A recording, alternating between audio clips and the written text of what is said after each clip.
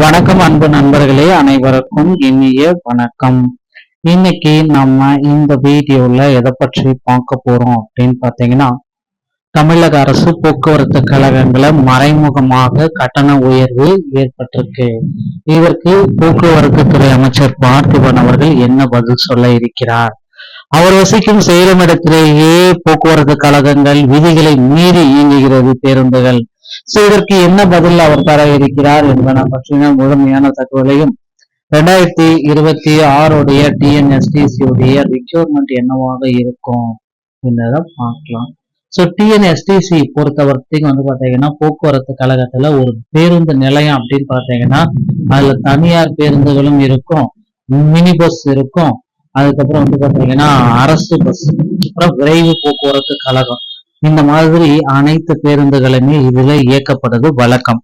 அனைத்து பேருந்துகள்லயுமே பாத்தீங்கன்னா எக்ஸ்பிரஸ்ல மட்டும்தாங்க பேருந்து கட்டணம் உயர்வா இருக்கும். 10 ரூபா வரைக்கும் ஹையஸ்டா இருக்கும். அதே மாதிரி நார்மல் பஸ்ல பாத்தீங்கன்னா நார்மலான கட்டணம் மட்டும்தான் இதுவரை உயர்த்தப்படவில்லை. சோ கண்டிப்பா போக்குவரத்து கழகத்துல இந்த டிஎன்எஸ்டிசியில பேருந்து கட்டணம் உயர்வு, தனியார் பேருந்துகள் பாத்தீங்கன்னா 5 ரூபாய் அளவுக்கு பாத்தீங்கன்னா உயர்த்திருக்காங்க. ஒவ்வொரு மாவட்டத்திலுமே சேலத்திலிருந்து செல்லக்கூடிய சில மாவட்டங்களுடைய பேருந்து கட்டணம் 5 ரூபாய் அளவிற்கு உயர்த்தப்பட்டிருக்கிறது.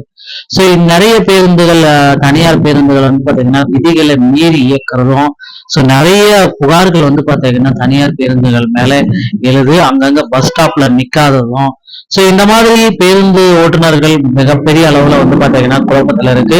இந்த பேருந்துகளுடைய உரிமத்தை உடனடியாக ரத்து செய்யணும் அப்படின்ட்டு கோரிக்கை வச்சிருக்கோம். நம்மளுடைய போக்குவரத்து கழக அமைச்சர் பார்த்திபன் அவர்கள் என்ன குறிப்பிட்டு சொல்ல இருக்காரு என்பது எல்லாமே வீடியோல நம்ம பார்க்கலாம். டிஎன்எஸ்டிசியோடைய ரிக்யூர்மெண்ட் 2026 ரிக்யூர்மெண்ட்ல இந்த டைம் யாரெல்லாம் ரிக்யூர்மெண்ட் எடுக்க போறாங்க, டிரைவர் தனியா, கண்டக்டர் தனியா எடுக்கிறாங்களா? டிசிசியோடைய நியமனங்கள்ல 850 பேருக்கு மீண்டும் ஒரு வாய்ப்பு, செகண்ட் சி பாத்தீங்கன்னா வரத்துக்கு வாய்ப்பு இருக்கு, பொறுத்து நம்ம பார்க்கலாம். இந்த தகவல்கள் அனைத்துமே நம்ம பார்க்க போறோம். நீங்க நம்முடைய சேனலை முதல் முறையா பாக்குறீங்க அப்படின்னா சப்ஸ்கிரைப் பெல்ல கிளிக் வச்சுக்கோங்க.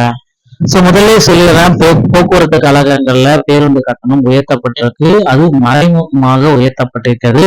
தனியார் பேருந்துகள் இதை மறைமுகமாக மக்களிடமிருந்து ஒவ்வொரு பேருக்கிட்டையும் பாத்தீங்கன்னா 5 ரூபாயில இருந்து 10 ரூபாய் வரைக்கும் மறைமுகமாக கட்டணத்தை வசூலித்து வராங்க. இருந்து கேட்டா சில்லறை தர முடியாது, ரவுண்டா பண்ணிக்கிறோம், ரவுண்டா பண்றோம் அப்படின்னு சொல்றாங்க.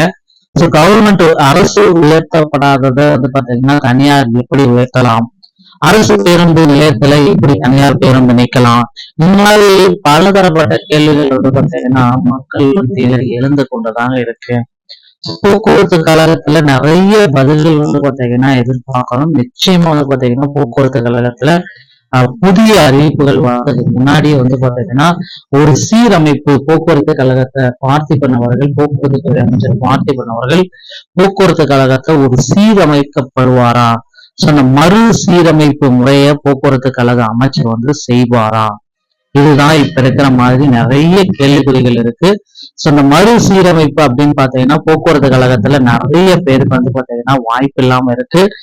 கண்டிப்பா பழைய நபர்கள் எல்லாமே நீக்கிட்டு, ரிட்டையர்மெண்ட் பீப்புள்ஸ் எல்லாமே க்ளோஸ் பண்ணிட்டு புதிய நியமனங்களுக்கு வழிவகை செய்யணும்.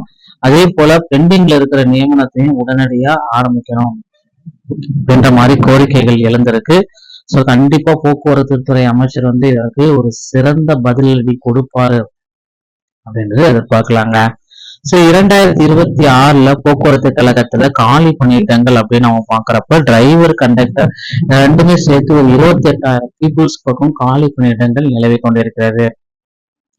எப்பொழுது இவர்களுக்கு பாத்தீங்கன்னா பணி நியமன ஆணைகள் வழங்கப்படும் அப்படின்ட்டு நிறைய பேர் நிறைய விதமான கேள்விகளை கேட்டுட்டு இருக்காங்க. போக்குவரத்து கழகத்தை பொறுத்த வரைக்கும் சில முக்கியமான அப்டேட்கள் காத்திருக்கு வரதுக்காக. மக்கள் பாத்தீங்கன்னா அதுக்காக தான் வெயிட் பண்ணிட்டு இருக்காங்க. இன்னைக்கு வருமா, நாளைக்கு வருமா டிஎன்எஸ்டிசி அப்டேட்டுக்காக.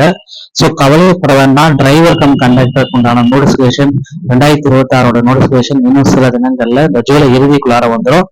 நீங்க உங்க அருகாமையில் இருக்கிற ஆர்டிஓ அலுவலகத்தை அன்னைக்கு டிரைவிங் லைசன்ஸ் மற்றும் கண்டக்ட் லைசன்ஸ் எடுத்து வச்சுக்கோங்க. கண்டிப்பா இது உங்களுக்கு பயனுள்ளதா இருக்கும்.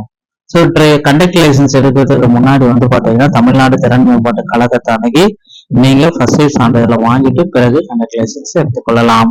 இந்த வீடியோ உங்களுக்கு பிடிச்சிருந்தா நீங்க நம்முடைய சேனலோட இணைந்திருங்கள். மீண்டும் ஒரு நல்ல தகவலோட நான் உங்களை சந்திக்கிறேன். நன்றி, வணக்கம், தேங்க்யூ.